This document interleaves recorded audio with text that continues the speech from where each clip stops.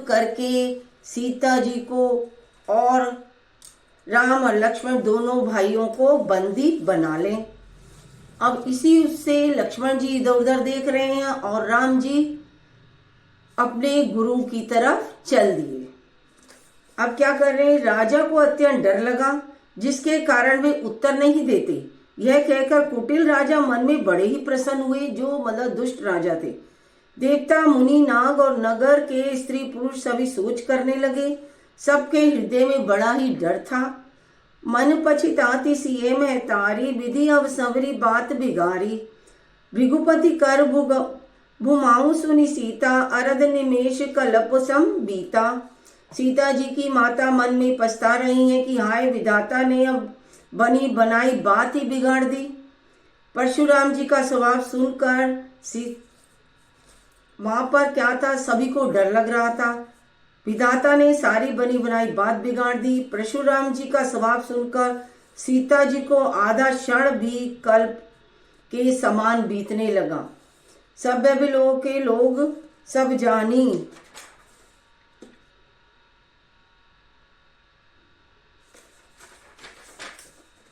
अभी देखिए अब इसके आगे, अरुण नयन भ्रिकुटी कुटिल चितवत निरपेश कोप, मनहु मत गज गन निरखी, सिंह किसो रही चोप। उनके नेत्र लाल और भौं टेढ़ी हो गई और वे क्रोध से राजाओं की ओर देखने लगे, मानो मतवाले हाथियों का झुंड देखकर सिंह के बच्चे जोश में आ गए हों।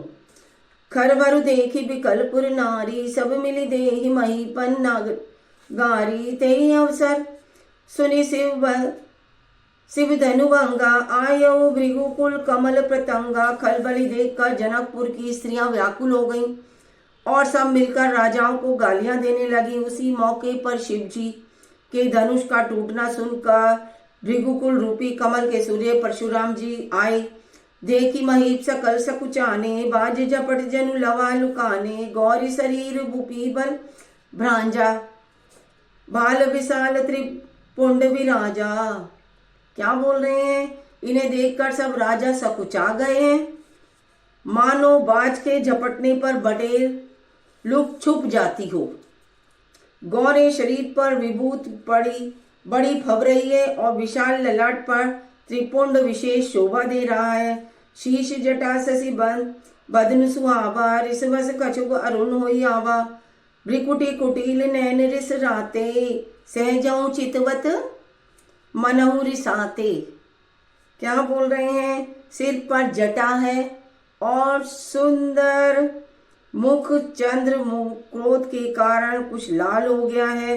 मुंह टेढ़ी और आंखें क्रोध से लाल हैं। सहज ही देखते हैं तो भी ऐसा जान पड़ता है मानो क्रोध कर रहे हैं। अब क्या हो गया, वृषभ कंद उर बाहु विशाला, चारु चेहु माल मृग चाला। कटि मुनि बसन तुन दुई बांधे, धनुसर कर उठारु कर कांधे। बैल के समान कंधे हैं, छाती और भुजाएं विशाल है। सुंदर यज्ञोपवीत धारण है किए, माला पहने और मृग चर्म लिए हैं। कमर में मुनियों का वस्त्र और 2 तरकश बांधे हैं। हाथ में धनुष बाण और सुंदर कंधे पर फरसा धारण है। क्या हुआ था कि चारों ओर खलबली मच गई थी। स्त्रियां व्याकुल हो गई थी कि राजाओं को गालियां देने लगे।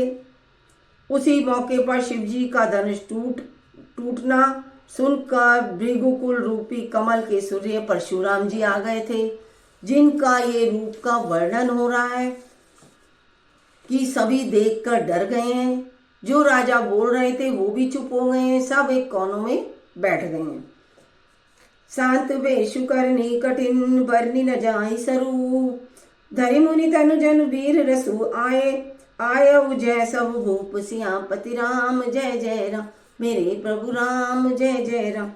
अब क्या बोल रहे हैं, शांत वेश परंतु करनी बहुत कठोर है।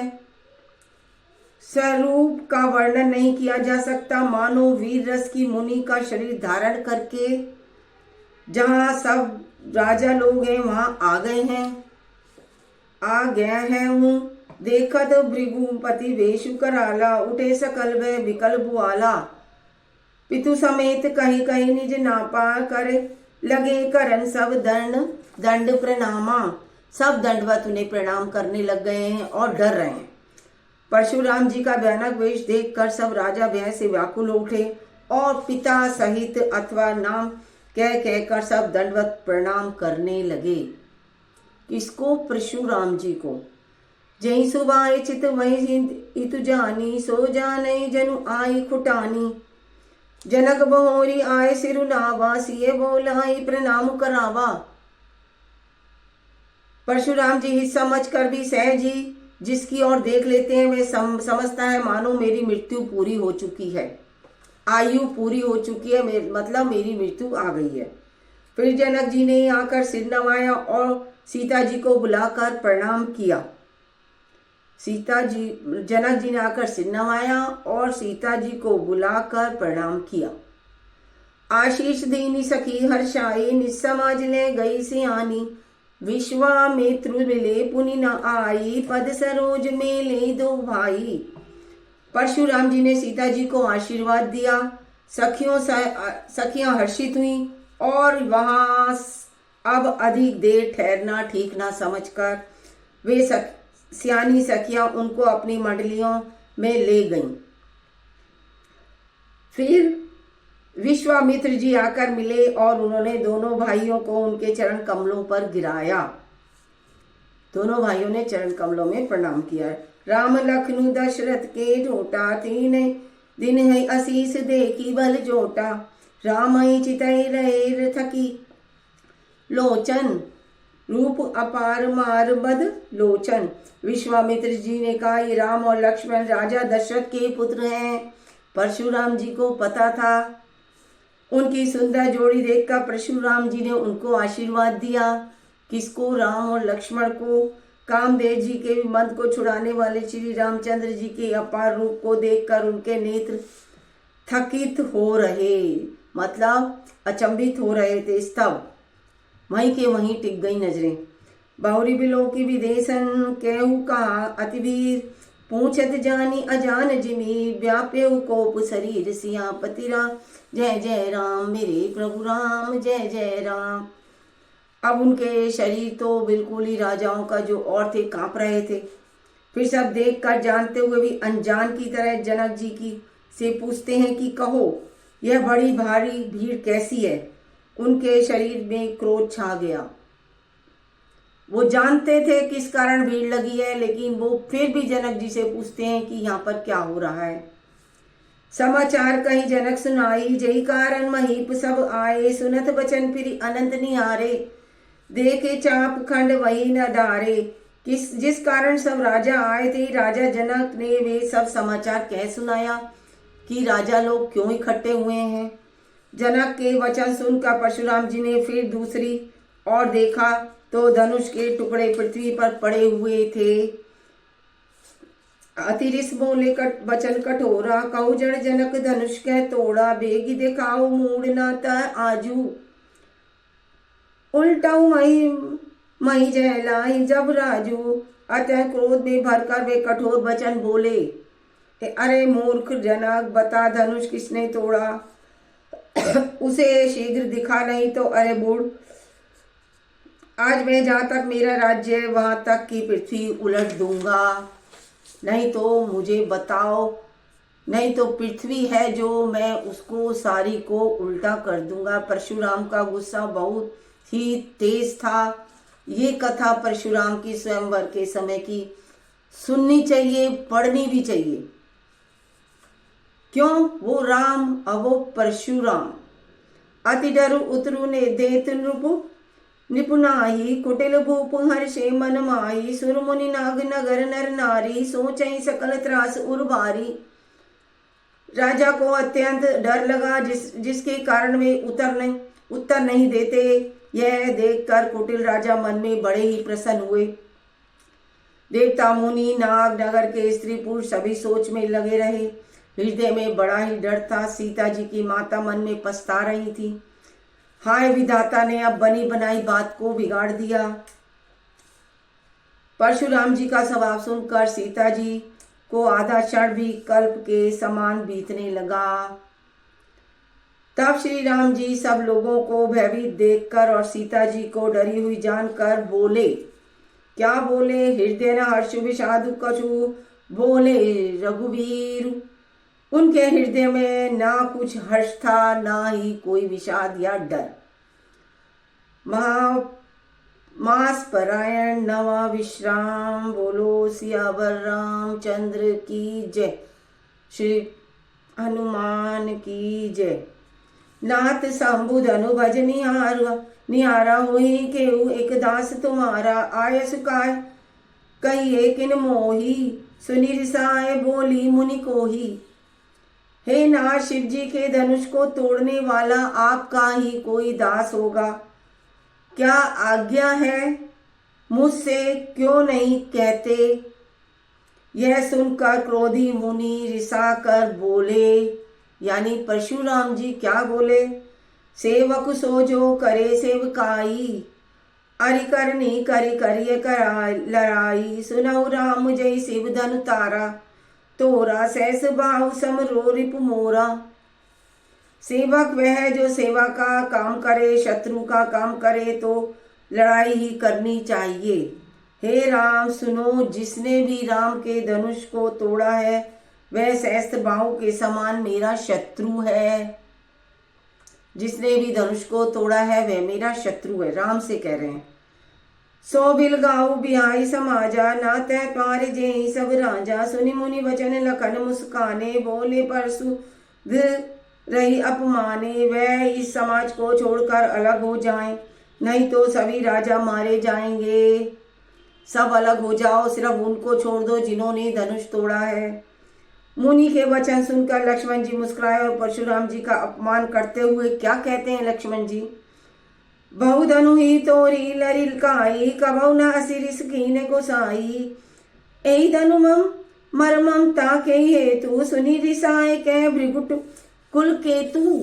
राधा लक्ष्मण जी को गुस्सा आ गया था। क्यों? उन्हें भी बहुत गुस्सा आता था। हे गोसाई, लड़कपन में हमने बहुत सी धनुइयां तोड़ी डाली हैं, किंतु आपने ऐसा क्रोध कभी नहीं किया। हमने बहुत धनुष तोड़े हैं, लेकिन आपने ऐसा क्रोध कभी नहीं किया, ना ही कभी आए। इसी धनुष पर इतनी ममता किस कारण है?